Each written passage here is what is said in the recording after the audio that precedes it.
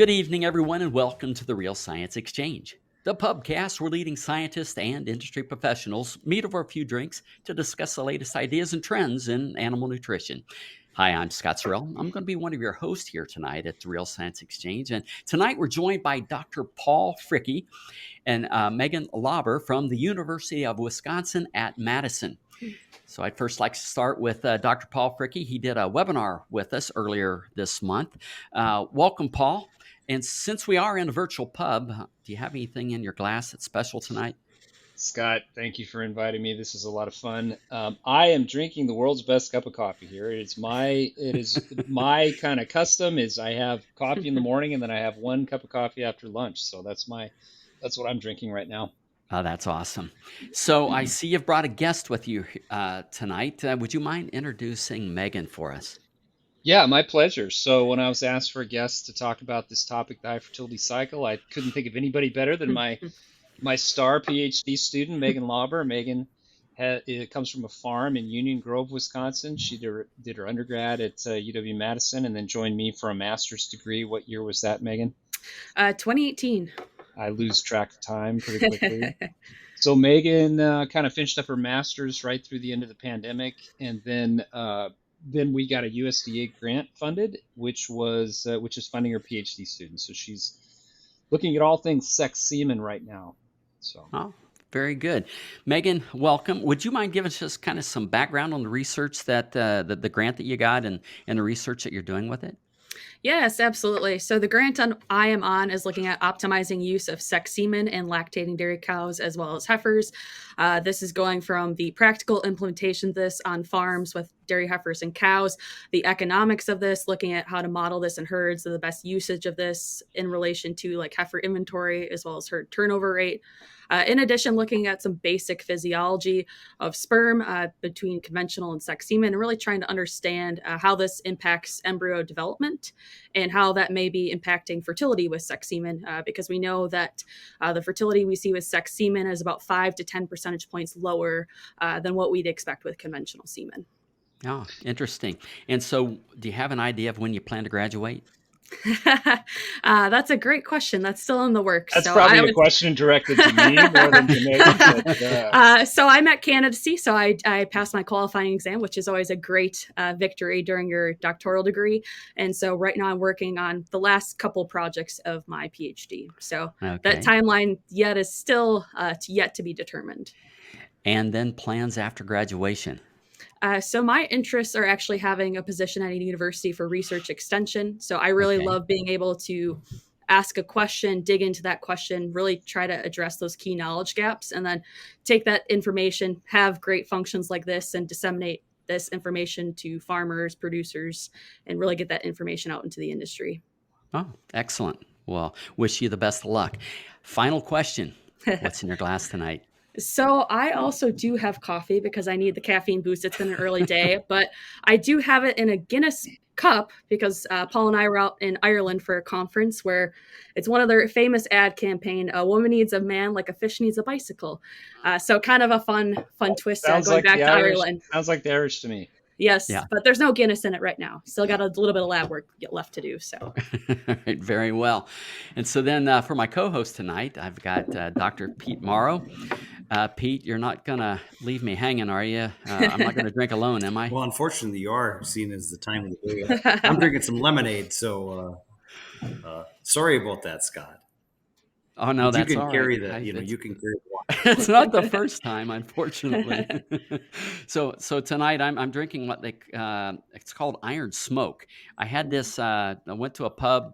I don't know, a couple months ago, and didn't recognize any of my old faithfuls, and they had Iron Smoke. And I said, "What the heck? I'll buy it." And got some, liked it, and then saw some at the local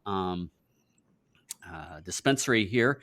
And interestingly enough, this is from the Finger Lakes of New York. So it's a bit of a local brew. I've got batch number 66, and it evidently was bottled on January 23rd of 2023. And I'll guarantee that it'll not see its first birthday, at least in the bottle. So bourbons don't last long around here. Tonight's pubcast stories are brought to you by Reassure Precision Release Choline.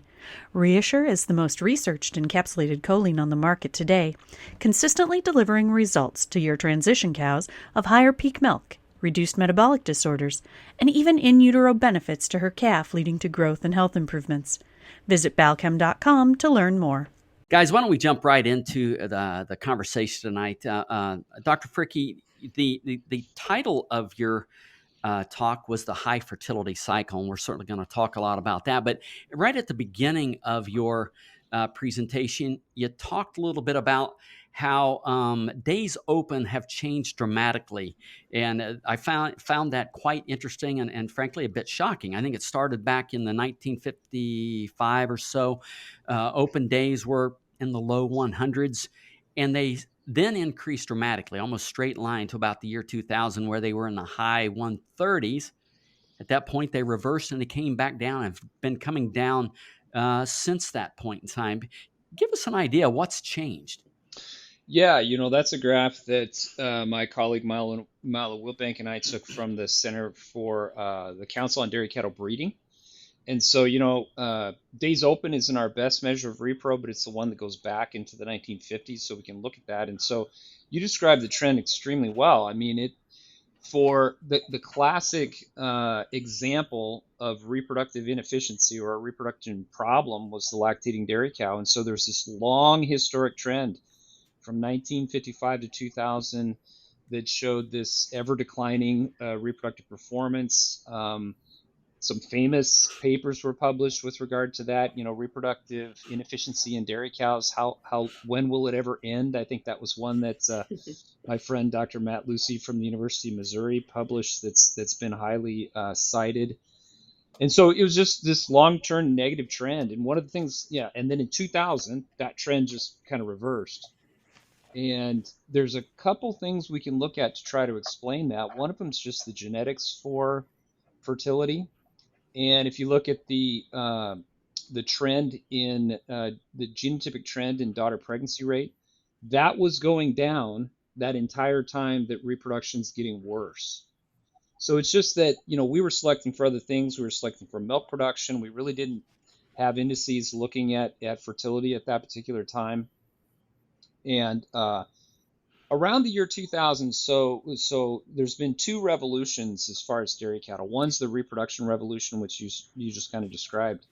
The other one is this genomics revolution. So around the same time, genomics was starting to be used to select for fertility. So the geneticists kind of stopped the downward trend in the genetics for daughter pregnancy rate. But I've made the argument, and I kind of cleared this with my colleague, Dr. Peña Garicano at the University of Wisconsin. We both agree, looking at those data, that the improvement in reproduction really isn't directly probably a result of increased genetics. The geneticists certainly have stopped that decline. It's not that genetics aren't important.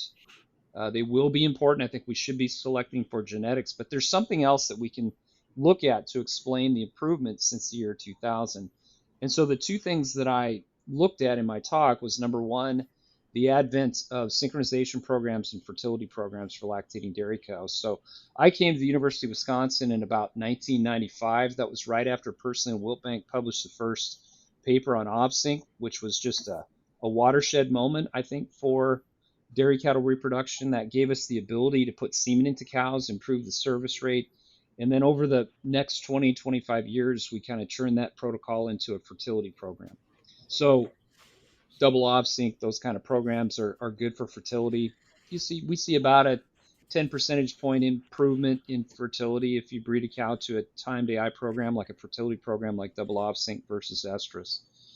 But when I started looking at reproduction in herds, and Megan can maybe comment on this a little bit, I don't think you could explain the entire improvement in reproduction that we saw about that time. We just saw preg rates go through the roof. We saw things get a lot better. Of course, I think fertility programs had something to do with that, but it didn't fully explain that improvement. Wouldn't you say that's the case, Megan? We just saw fertility just increasing in these herds. Yes, I would agree with that. And yes, getting on to this point where this protocol is a part of it, but when we look at these herds, for example, using that same protocol, such as a double ovsynch, It's very interesting that with some of these herds, you did see differences in reproductive performance, even though there's complete compliance and these herds are being very diligent about implementing these programs. And it's getting onto some of these issues with the high fertility cycle that I think you're going to touch on here in a little bit. One of the things I saw in clinical practices, we would, institute, fertility changes, protocol changes, and they would stay steady, but things would just continue to get better. A year would pass, and maybe we'd be at a 24, 25 preg rate, and we wouldn't change anything. And then a year later, we're at a 26, 27, 28 preg rate. And there was no really good way to explain that. That's exactly right. I like to hear you say that, Pete, because that's exactly what we were seeing. And it got to the point, and I'll throw this out there for a topic of conversation. It got to the point where dairy farms, at least around here in the U.S., if their repro wasn't good, they were asking the question, how do we change our protocol to improve things? It was almost like the protocols were so successful that it was only about the protocol. Mm-hmm. And the exciting thing I think about this concept that we're talking about, the high fertility cycle, is it gives us something other than the protocol to look at that is responsible for the improvement. And I think together, those two things, this concept, the high fertility cycle, and then the advent of these fertility programs, work together to really turn this repro thing around. And I can't emphasize enough, this is a reproduction revolution. I mean, 20 years ago, I don't think we would have ever been thinking that we could achieve average 50% conception rates in high producing dairy cows. That was just not something that you saw. We were seeing average conception rates in the mid 30%. I mean, that was kind of normal. Yes, absolutely, Paul. I agree. And with this reproductive revolution, it's just really opened up the doors for dairies to do things that I don't think we expected to have this options in lactating dairy cows, using more advanced reproductive technologies such as sex and beef semen to manage herd inventory, as well as embryos. And so, yeah, the encompassment of this increased reproductive performance from these synchronization protocols, as well as better periparturient management and this high fertility cycle, I think has really opened the doors for lactating dairy herds to really just change how they manage their reproductive performance and adopt new technologies. I kind of think about this whole repro thing as a pyramid, right? And so with this pyramid, you've got at the base of the pyramid, good repro. And so that's the base, right? If you have good repro, then the technologies that we're using within the dairy industry now are stackable on top of that. So that's the foundation. Once you have good repro, now what do we have? Too many heifers. I mean, we never talked about having too many heifers. Everybody had to raise every heifer that was born on their farm. But now that we got repro better, we can use, we have too many heifers. So now we can do sex semen and beef semen, really, which was the impetus for the grant that we wrote that got funded, Megan, that you're funded on. We're looking at things like embryo transfer programs. We're looking now, paying more attention to heifers. There's a whole series of things we can do when repro is good. So we've hinted on this high fertility cycle, Paul, and during your presentation, you said that it's kind of a hot topic now. What exactly is the high fertility cycle? Yeah, so let's begin at the beginning. It has to do with change in body condition score. And I'll go back to probably the early 1970s. We've known for a long time that cows that lose a lot of body condition score post-calving have worse repro. I think it was Bill Thatcher, probably at the University of Florida, that published the early data that said, cows that lose more than a point of body condition score post-calving had much lower reproductive efficiency than cows that lost less than a point. It was probably in the early 90s, and this was part of the talk that I did, where a scientist, his name is Jack Britt, he was doing a number of different studies at the time, and one of the things he was looking at is how long does it take an activated primordial follicle in the ovary to grow up to ovulate? And it ends up, it's several estrus cycles, and this is true in all mammals, right? So it's, when we do ultrasound and we look at that last big follicle that comes up to ovulate, that's probably only about the last 7 to 10 days of that cycle. But it happens for a long period of time. And so what Jack was doing in his small university herd, he was just body condition scoring cows weekly for 10 weeks. And he said, if I can look at my cows, and he said, in the first 3 weeks, there's 2 groups of cows. One group of cows calve at a higher body condition score, and they lose. And there's this other group of cows that calve at a lower body condition score, and they don't lose. Okay? And then if you get those cows in those two groups and you look at the rest of that 10 weeks, you see this very distinct pattern. These cows that calve at a higher body condition score, they dramatically lose for about 5 weeks, and then they gain back that condition. And I think we have taught, and I'll ask Pete this question, I think we've taught veterinary students, I think we've taught dairy science students, animal science students, that all cows lose condition post-calving. It's just a matter of managing that loss. What do you say, Pete? Do you think that's what we kind of, the way we kind of think about Right. it? The mantra is it's not if, it's how much, right? And That's that's what we were trying to perfectly do said. is manage it and can kind of control that and have minimal body losses, but it was an Yep. inevitable problem.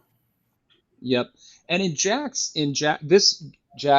didn't ever publish this data. It was just kind of an observation that was presented at the 1991 American Association of Bovine Practitioners meeting. So he had those two groups. So you got the group that loses for 5 weeks and then kind of gains it back.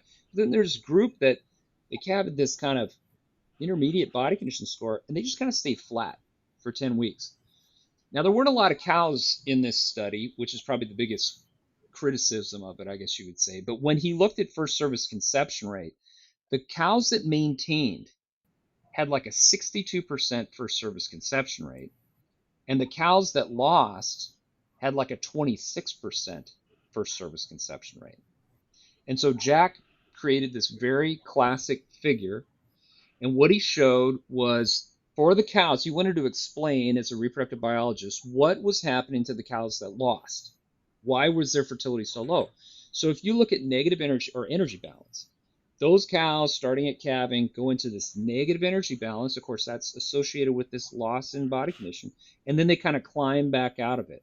And what he said was, these follicles that take multiple estrus cycles to grow, if you just overlay those follicles over that period, the cow that we want to breed at about 50, 60 days in milk, that follicle in the early stages was growing up right through that period of negative energy balance.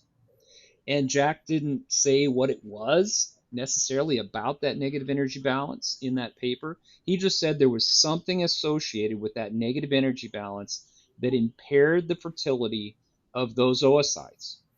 And this became known as the Britt Hypothesis. And I know Jack, he's still out there giving talks, and whenever I see him, I give him a hard time. I say, every scientist wants a hypothesis named after them, the Britt Hypothesis. And what I kind of said in my talk is, I think that hypothesis languished for a little while. It's a very difficult thing to test in randomized controlled trials, right?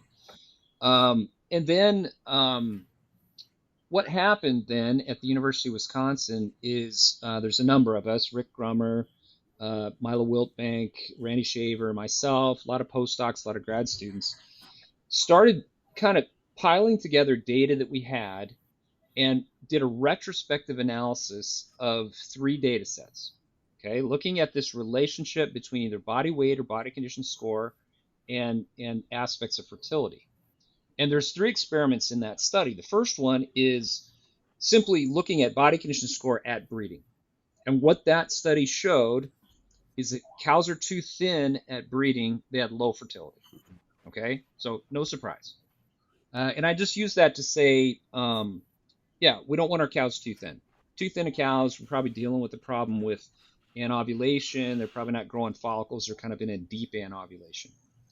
The second experiment is a really interesting one. That was a superovulation and embryo flushing study, but looking at body weight change. And the key, I think, to that study was not looking at means and standard errors. And so Megan's a grad student. So the way we do statistics, okay, statistics is the method we use to be objective, to show differences, right? We're trained as scientists to show means and standard errors. So if you look at the mean and standard error of all cows in their weight change post-calving, it looks like all cows lose weight and then gain it back. Well, what was done in this analysis was what's called a quartile analysis, and the picture comes completely different. If you look at the top 25% of these cows, They kind of gained in the first 3 weeks and stayed high. The next 25% were flat. The next 25% kind of lost, like Britt's cows for 5 weeks and come back. And then there was this lower quartile where they lost like 7 or 8% of their body weight in the first 3 weeks and just stayed low. And what that first study showed is that that group that had the 8% body weight change, negative 8%, they had poorer embryos. Embryo quality was poorer. So it kind of puts a mechanism to say maybe, what are we seeing with these things as far as fertility goes? We see this negative fertility for these cows that lose a lot of body condition. So I think that was important. And then the last study I showed, I'll just jump into it and then we'll talk a little bit. I didn't show Megan's newest data. Sometimes I like to show the newest data because everybody wants to know all this new stuff, but I left it out on purpose because Megan's got a really interesting data set with regard to this. But I'll describe the third study in that experiment. This was an experiment that one of my grad students did. We were looking at feeding a certain kind of nutritional supplement on repro, and you guys work with feed, right? So I will say this. I don't think we can just feed something to a cow and magically improve reproduction. That's kind of not the mechanism that we're looking at. But what was happening in that experiment was done on 2 large dairies in Wisconsin.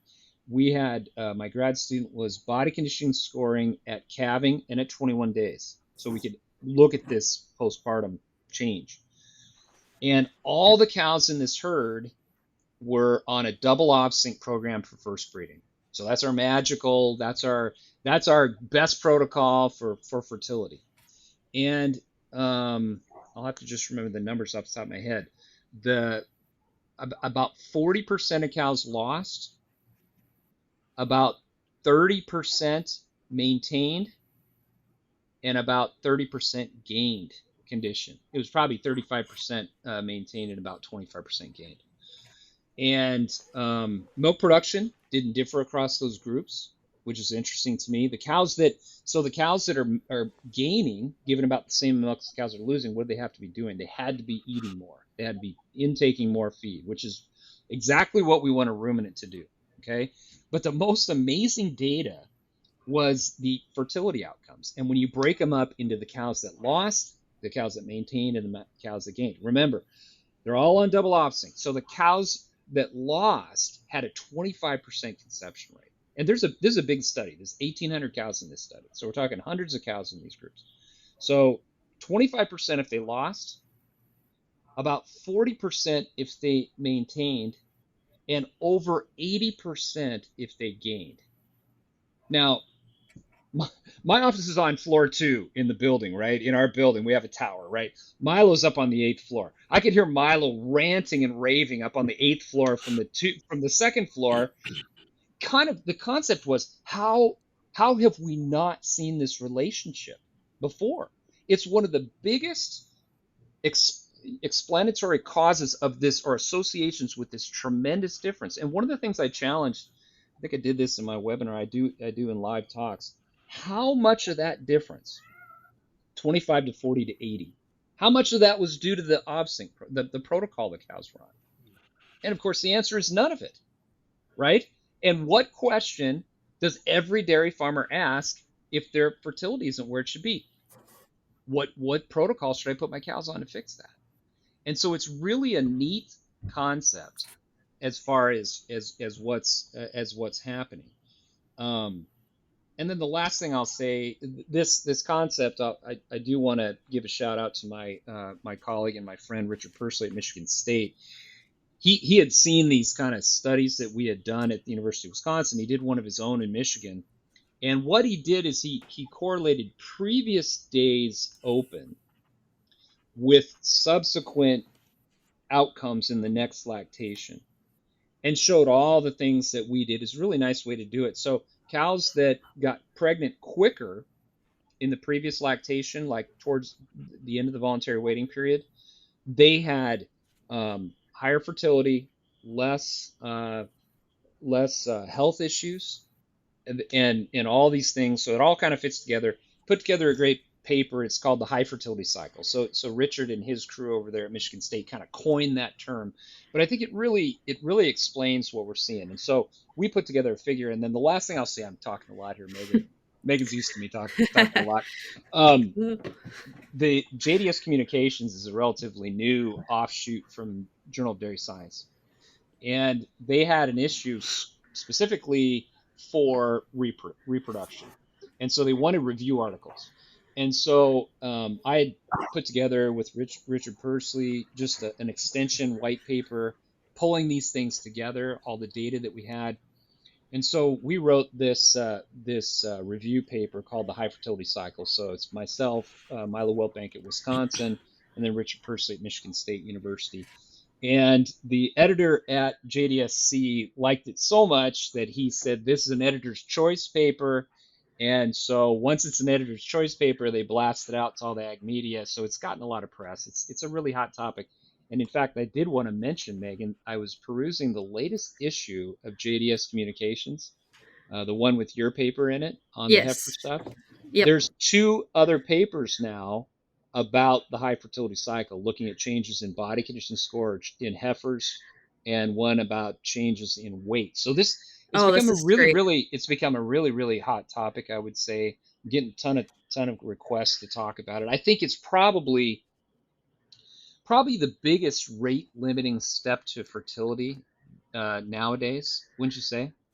I would agree, Paul, and I think that's where we're starting to see, not even just out of research, we're seeing so many researchers focus on this and trying to understand, but just also on our dairy farms here in Wisconsin, seeing more herds actually trying to record this data. Yep. We've been working with herds that have sent us files that are body conditioning scoring, and again, we're seeing these similar trends when we're looking and evaluating it through herd records that we have. And in addition to the pregnancy outcomes, what I'll mention too is that we see a reduction in pregnancy loss. So for cows that lose a lot of excess body condition over a half to 0.75 points, those cows have higher pregnancy loss. With the herd I evaluated, that's about 7,000 cows that was recording body condition score at calving and about 30 days post-calving.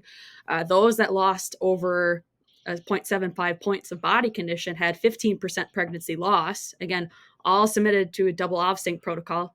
Protocol is not the issue here, but those cows that maintained or gained, they had 2% pregnancy loss. So just a dramatic difference in what we're seeing for not only pregnancy outcomes, but the loss associated with it.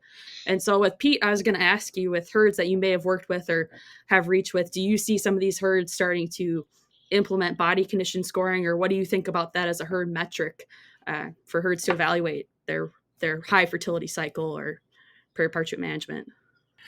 I think body condition scoring is a tremendous management tool. It's very much underutilized. Now we look at it as basically, do we have too many thin cows, or are cows losing a little too much weight? But bringing it back to repro, that hasn't been done. And, I'm hopeful with more automated systems coming out that we can, develop a system where we can much more closely manage body condition, and then be able to have an impact on it, whether it be, changing diets or bunk space or availability of feed, because it's a huge issue. In addition to repro, it costs a lot of money to put weight on a cow and then let her lose it. It's not a very efficient use of calories, that's for sure. So hopefully this is an area we can, really attack in the future when it comes to management. So Megan, I was going to have you go back, and you briefly had mentioned, so, we've got this one paper that kind of showed these relationships. There's a second paper from the University of Wisconsin which shows these relationships as well. And actually what that shows is that cows, it really had to do with their body condition score 21 days before calving. Cows that were thinner, 3 or less, that's where the cows that actually maintain or gain are. Cows, if you calve fat cows, and I think this is a really important concept, if you calve over-conditioned cows, they will lose, okay? And this is where I think we get into the nutritionist aspect. I think so many times, I've given this talk a lot to nutritionists, and I kind of understand how, where they're coming from. They want to proactively manage this loss, okay? Which I think is a really that's kind of a logical thing that a nutritionist might want to do. How do we feed our cows differently to prevent this loss? But I don't think that's the issue. I think it has to do if those cows are overconditioned when they calve. I don't think you can hardly stop them from losing because of the genetics of these animals. I think they can just mobilize this body fat very efficiently. It's the thinner cows that don't have that option. If they're thin and they've got a good appetite, they don't mobilize body fat. What they do is they eat. And that's exactly what we want a ruminant to do, is to have rumen fill and to have a good appetite and to eat post-calving. But Megan, back to the data set. So Megan, we ran into a data set from a 7,000 cow dairy here in the upper Midwest. Megan pulled out all those body condition scores. That they had all those scores recorded. And I think you're right, Pete. You know, if you're gonna record something like that, it takes time and effort. How are you going to use the data? That's the real question. Yeah. So Megan looked at this change in this periparturient period from minus 60 days to plus 30. And then you did a quartile analysis like we did before. How did that fertility look in that quartile analysis? So it's really interesting, again, with the quartiles, you see this beautiful relationship, a linear relationship, where if you had that as a mean, it would be pretty deceiving to see what that fertility looks like. But when you have it as a quartile, you see this increase in fertility as body condition score loss is decreased, or cows maintain or actually gain body condition score. And it's actually almost doubling or slightly more, where those cows that lost from dry off to about 30 days in milk, about 0.75 or greater body condition score points, their conception rate was about 25% versus those that maintained or gained, it was over 50%. And again, yeah, so it's another herd, yep. another herd. And these are, I think one thing we need to, I know that scientists are out there listening to us. We have to be very careful. These are not randomized controlled studies. Okay. These are relationships. But the point I think I want to make is anytime we've looked at this, these relationships seem to hold up very tightly in these herds. And I can probably pull at least, I don't know what, Megan, 10 studies now out of the literature that are showing these same relationships. I would say so. And again, it's coming up again. We're seeing more papers on this, looking at adiposity loss, implementing some of those technologies Pete mentioned of looking at body condition score loss using technology, and how herds can implement that as well to make it an efficient way to collect that data and actually use data. Again, as we mentioned, it's hard when you collect data but aren't actually able to use it and attain actual relevant information to make decisions with your herd.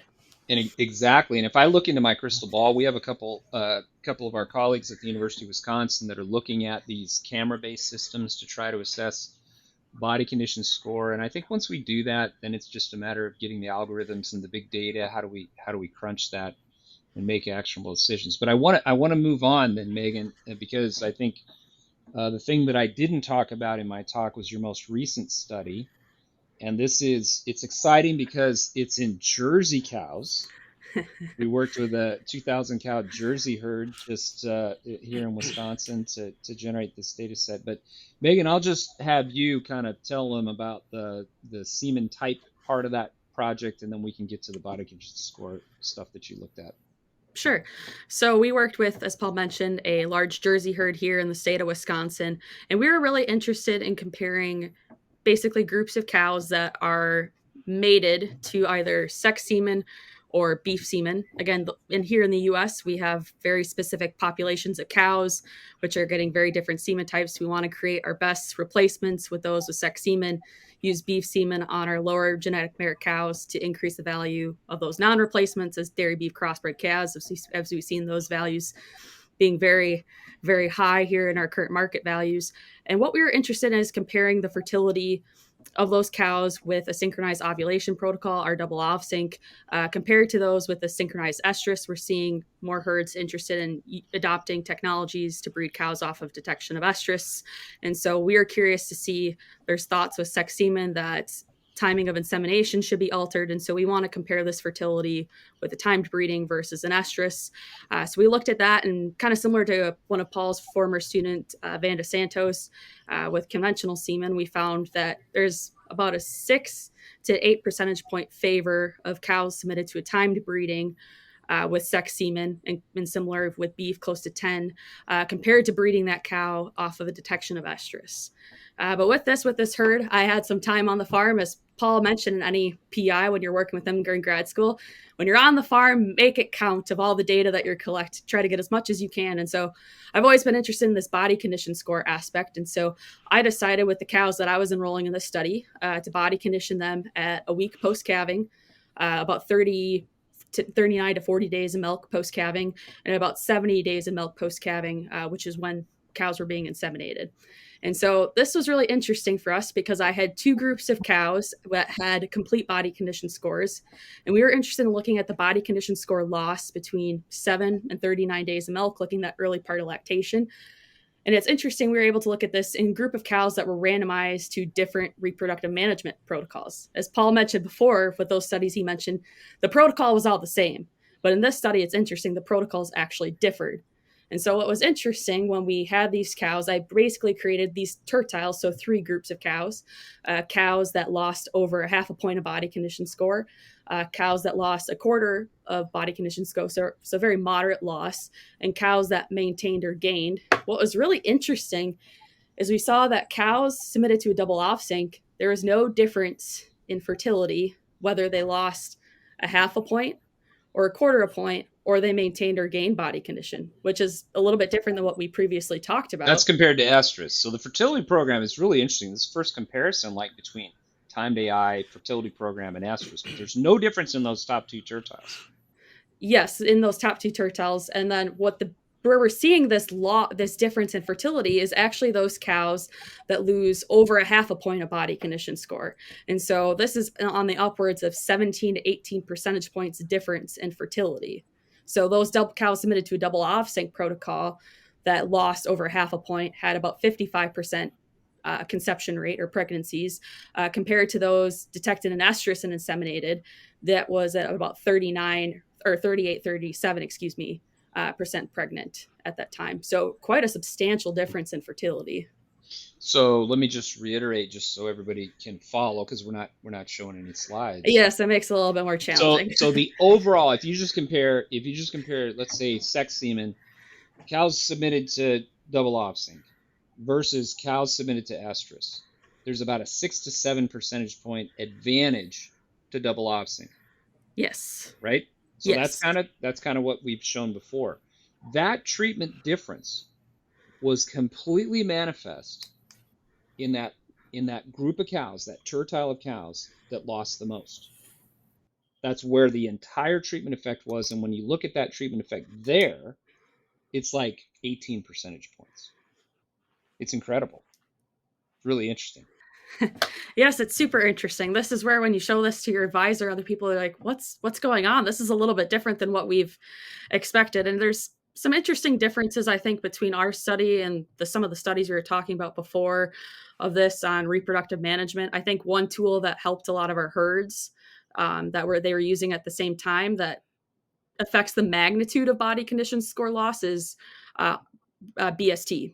So in the studies Paul mentioned before, a lot of those herds were using BST and synchronous use of that. And so when you look at the magnitude of body condition score loss, most of those didn't have body condition score loss over a half a point. Only 7 to 8% of those cows lost over a half a point of body condition score. And I don't know your thoughts, Paul, Pete. I think that's pretty substantial how the magnitude of loss also impacts likely is much fertility. greater in these Jersey cows. Yeah. Which I think is really interesting. And one part of this, I think we're kind of trying to think through, as Paul mentioned, with some of this body condition score loss aspect, it's really challenging to test in randomized controlled studies to feed cows to a certain body condition score, and force those cows to either maintain or gain. It's really challenging to really try to pinpoint the physiological mechanism. It's been thought that NEFAs, as Paul mentioned, with the Britt Hypothesis, how that impacts follicular development.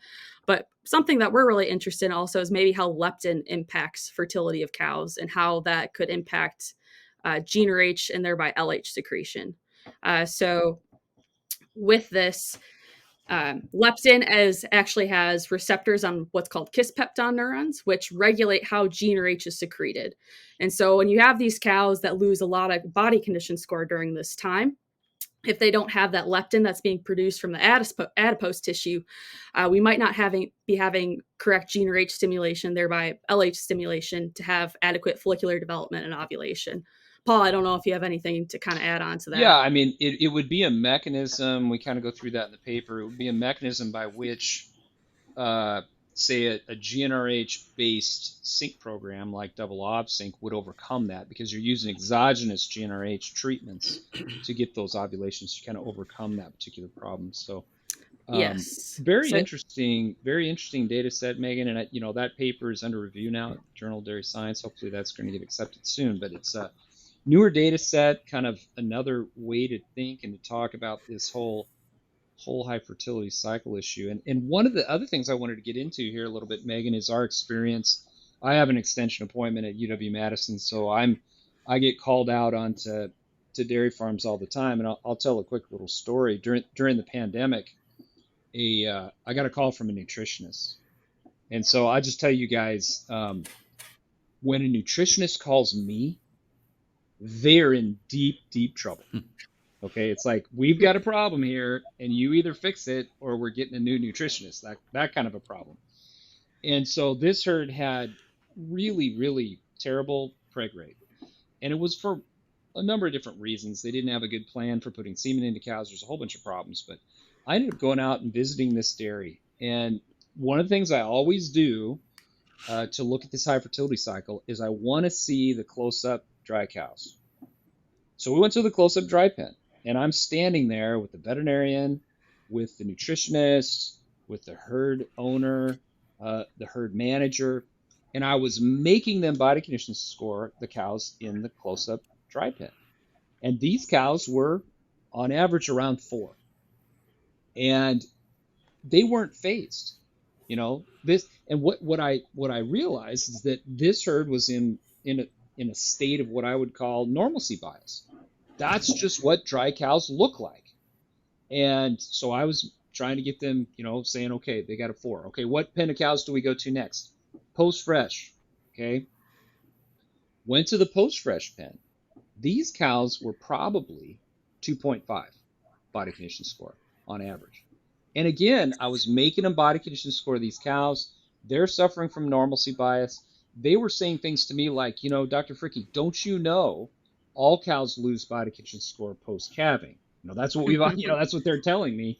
And it was an unusual situation. It's probably more extreme than I would see here in the U.S. I see this more often in foreign countries when I go there. But these cows in a very short period of time are going from a 4 to a 2.5, and that's not good for fertility. Okay, so that's one story. Another story I can tell, when I walk through herds with this, sometimes the response that I get is, this isn't a problem. Body condition score is just not a problem in our herd. And I say, okay, let's go walk out. Let's go look at these cows. So take me to the close-up dry pen. Walk out to the close-up dry pen. 3 cows. They're all 4s. And I'm looking at this person going, yeah, they're a little heavy right here. So you can't just say that it's not a problem. So Megan and I were talking about this. Megan, if you went to a herd and you thought this was a problem, what would your recommendation be as far as recording? We're big believers in data. You have to record data and then look at your data at some point. So what would you say, Megan? If I had heard that I thought this was an issue, I think a great starting point is just going out again and getting body condition score of cows. Let's go and weekly body condition score cows at dry off, at freshening, and 21 to 30 days post, and let's see with our group of cows how that condition's changing over time. I think that'll really reflect that, as well as also I think our fat to protein ratios. Pete, I don't know if with herds that you're working with, if they kind of use that as a ratio to understand, do we have a lot of cows losing condition?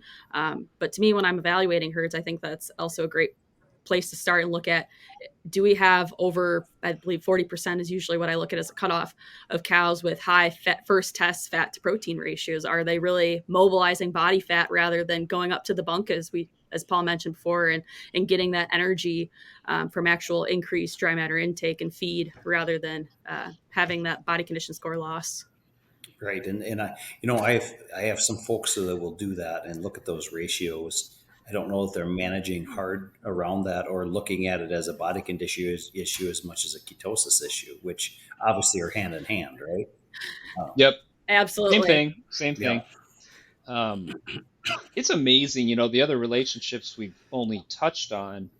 There's a strong relationship between periparturient health problems and this body condition score loss. Cows that lose a lot of condition post-calving have more metritis, more ketosis, more DAs, more of these problems compared to the cows that maintain or gain. Again, that's not cause and effect because we have not randomized and controlled that kind of a thing, but the association certainly is there. It makes a lot of sense. And Pete, I would say what I think happens to these cows that get into this really severe loss is they kind of get immunosuppressed. They go off feed, they get immunosuppressed, so they're more susceptible to things like metritis or mastitis and some of these kinds of things. I don't know. We've not looked at that as a mechanistic thing, but it does make sense to me that might be something that we're seeing out there. Yeah, Paul, I'd agree. And I think as we're working with herds to step out of this, beginning the body condition score, getting an idea of what the herd, if that's an issue, I think is a first step. I think it's important because like this, we talk about it as a cycle, right? That this is a high fertility cycle. And we want to get our herd, if they have body conditions, out of this maybe a low or medium fertility and get them into high fertility cycle.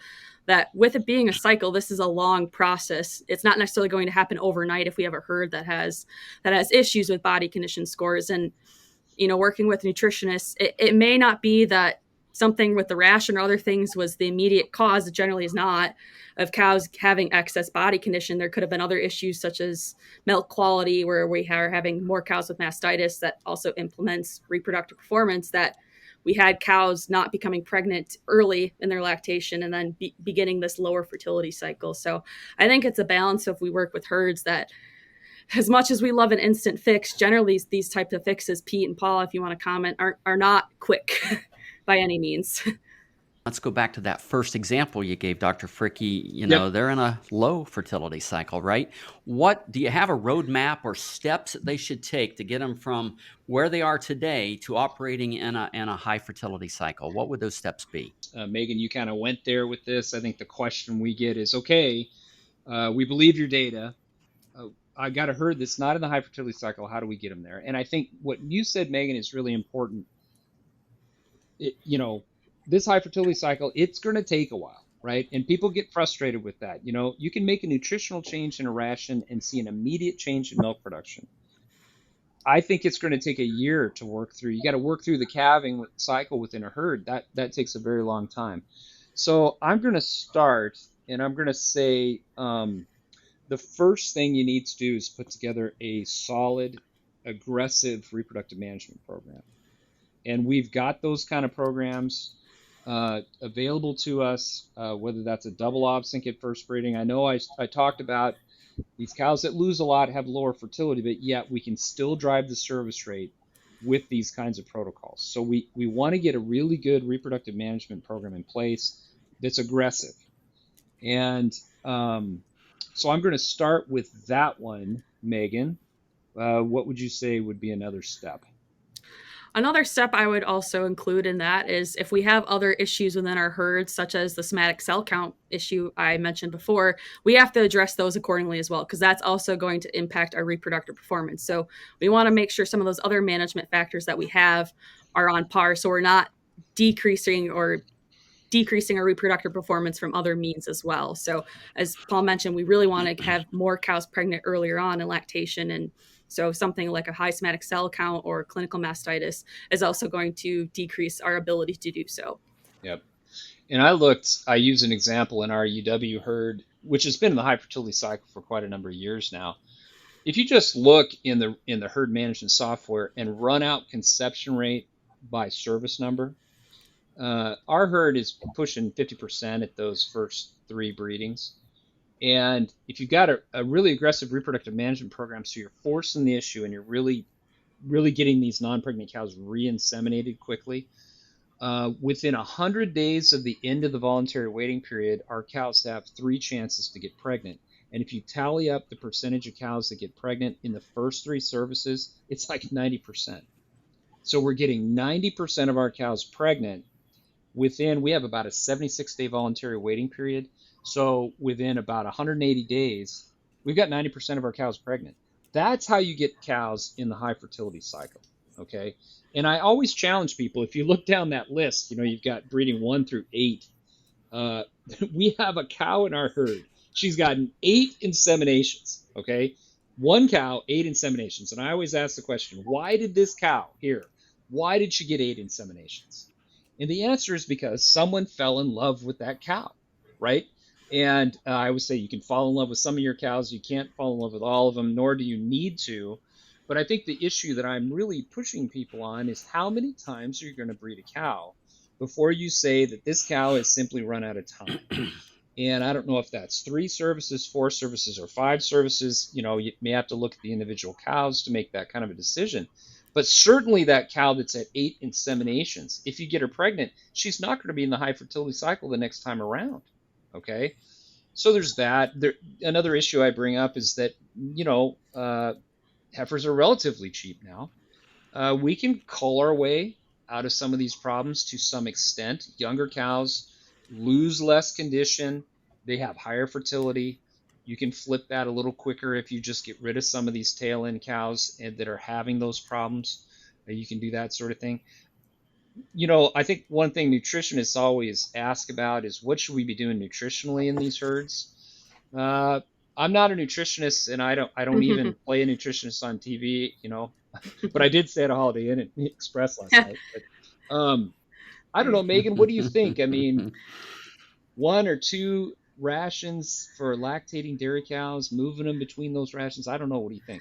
So we actually just had, I'm a teaching assistant for Paul and Dr. Heather White's dairy practical management course we hear for our senior dairy science students. And we actually just had a great group of nutritionists come in and talk about feeding management with our students. And I met with them after, and I was talking about this, how many rations should we have for lactating dairy cows? And like most people or most scientists, they say it depends.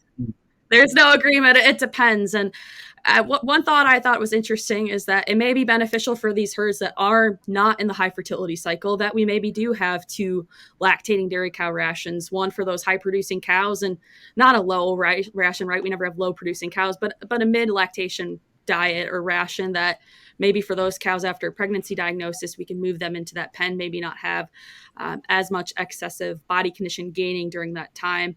But it's interesting, I think, for herds, and one of these nutritionists mentioned, well, a lot of my really high performance herds are just on 1 ration.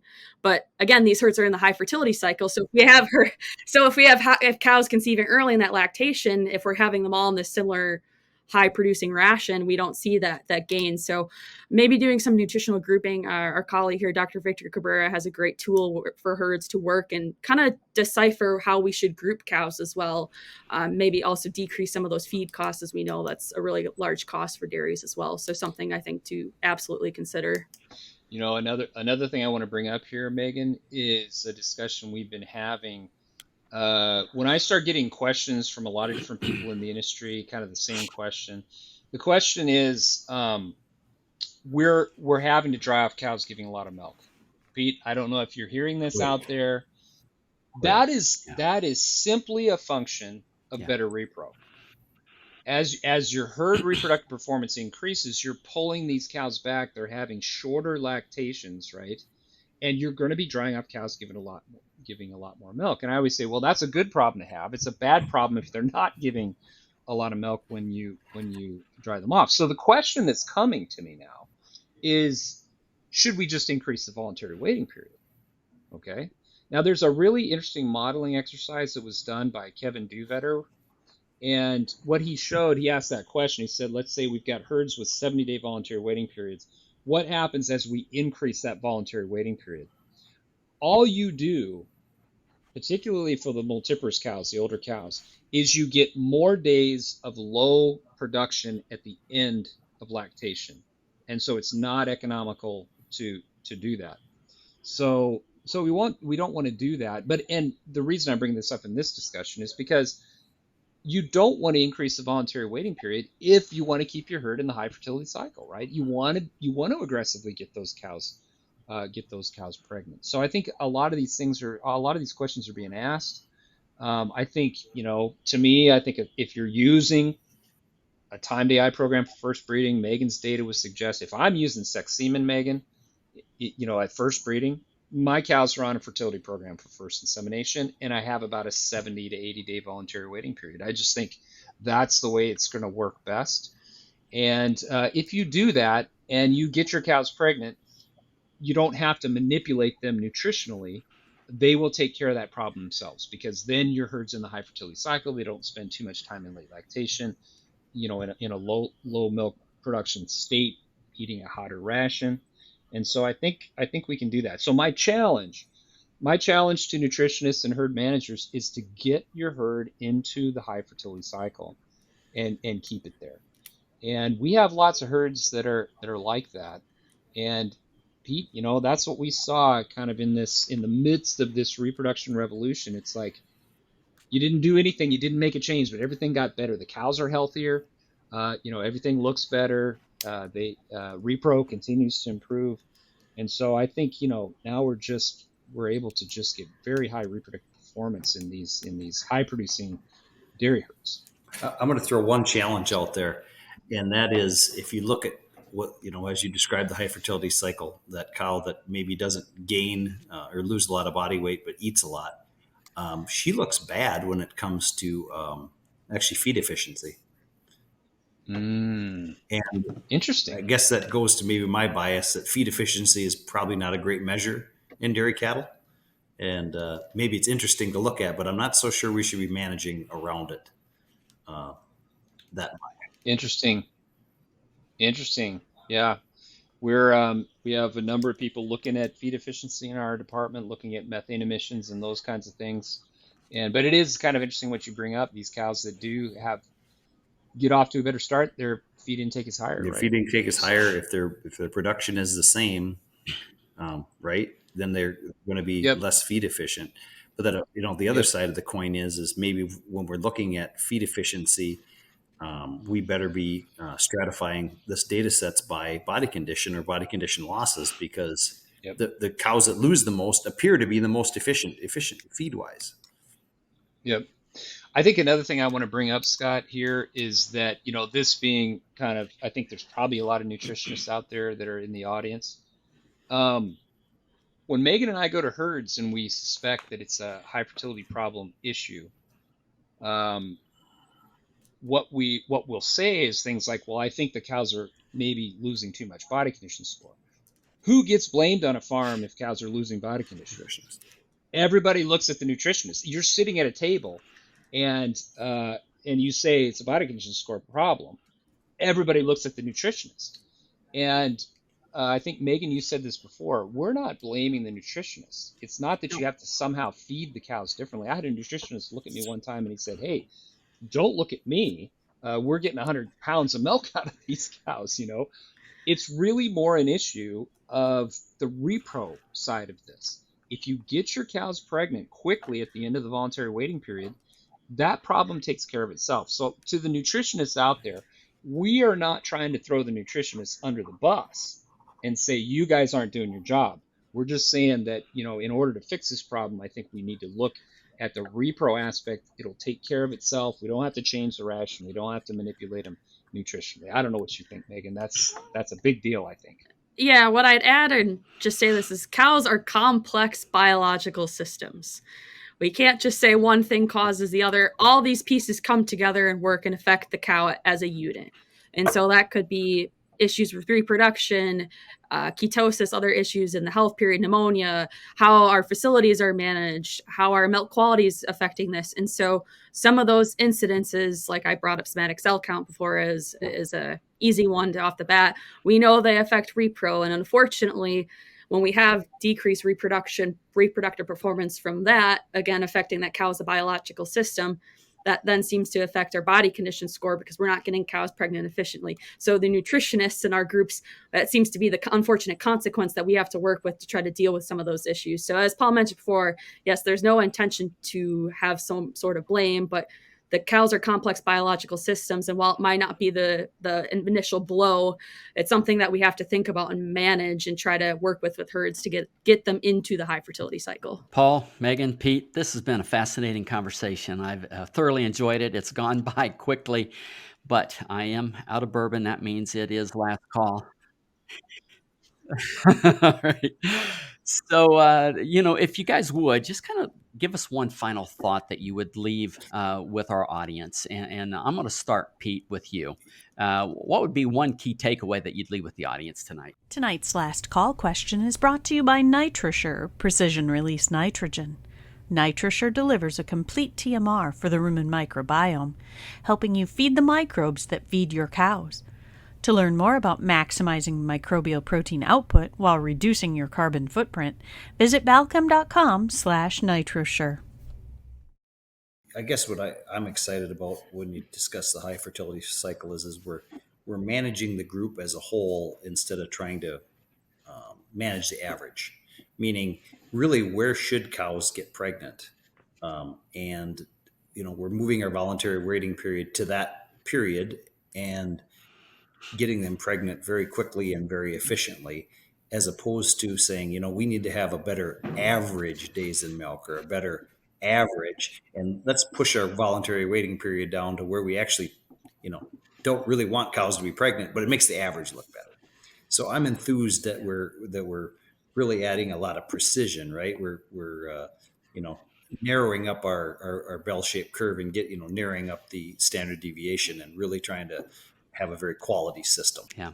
Thanks, Pete. And Megan, you've been a great guest. I wish you the best of luck as you continue your education, and thank you for joining us tonight. Thank you, Scott, and thank you, Paul, for the invitation, as well as Pete. And I guess my final thought that I'd like to leave is that, having cows in the high fertility cycle, having aggressive reproductive management to increase our reproductive performance really gives us a lot of power. And to me, as a young researcher, that's really exciting to see all the advanced technologies that we can see herds adopt with my research with sex semen.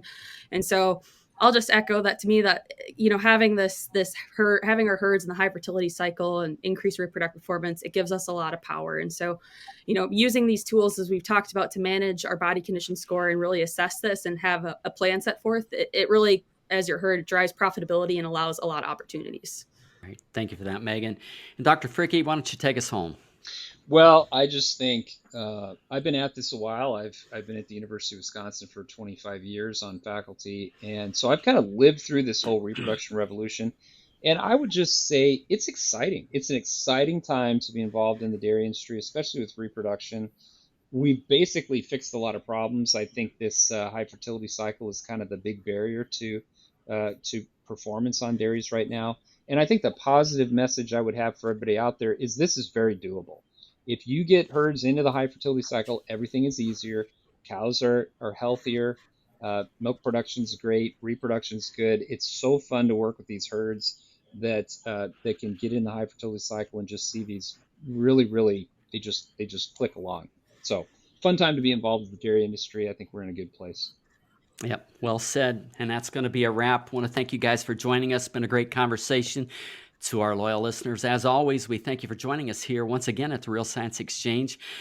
We hope you learned something. We hope you had some fun. And we hope to see you next time here at the Real Science Exchange, where it's always happy hour and you're always among friends.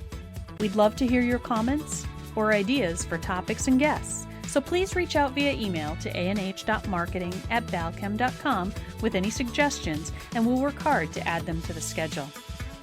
Don't forget to leave a 5-star rating on your way out.